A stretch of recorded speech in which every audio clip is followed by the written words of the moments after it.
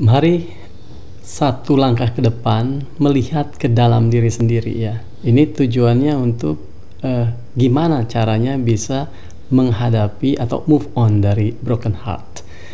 Ya, biasanya ini berdasarkan pengalaman yang gue alami juga gue amati situasi kawan, orang-orang yang ada di sekitar gue, bahkan juga gue perhatikan di lingkungan yang bisa gue perhatikan gitu ya. Seseorang bisa ngalamin move on itu beda-beda. Ada yang cepat, ada dalam waktu yang relatif cepat, ada yang relatif lambat. Kenapa? Ada orang yang bilang karena tergantung kepribadian. Ya, bisa aja. Ada yang bilang karena faktor karakter dan sebagainya. Oke lah. Tapi kalau boleh kita mau jujur, itu sebenarnya berkaitan dengan faktor pilihan, respon. Respon ini berkaitan dengan mental. Mental berkaitan dengan psikis, kondisi psikis seseorang.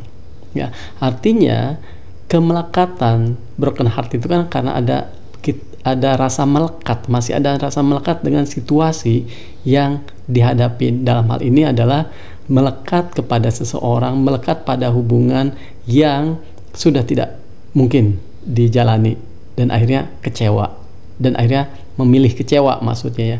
Ini adalah pilihan ya, respon demikian. Dan ada yang bisa cepat move on, ada yang tidak.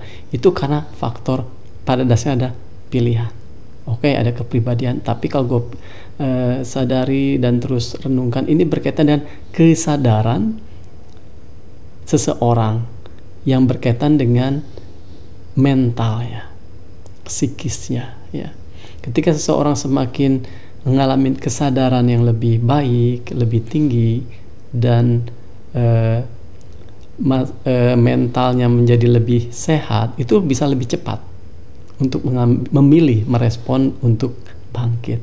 Tapi sebaliknya tidak demikian ya. Kenapa ada yang cepat dan ada yang lambat? Itu tergantung juga dengan kemampuan pribadi tersebut dalam menghadapi faktor internalnya, faktor psikis, mental dirinya sendiri.